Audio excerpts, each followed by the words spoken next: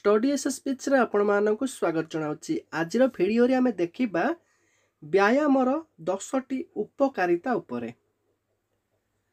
मन को प्रफुल्ल रखिबारे साहाय्य करे, शरीर रु चाप कमाइबारे साहाय्य करे, रोग प्रतिरोधक शक्ति वृद्धि करे, फुसफुस रो कार्य करिबार दक्षता वृद्धि करे, श्वासक्रिया रे उन्नति आणे, आमको भल निद हेबारे साहाय्य करे, शारीरिक और मानसिक शक्ति रे वृद्धि करिथाए, रक्तचाप को नियंत्रण करे, पिठीर जंत्रणा ह्रास करे, मनोभाव को अधिक उज्ज्वल करिथाए, शरीर को रोग ठारू दूरे रखिथाए।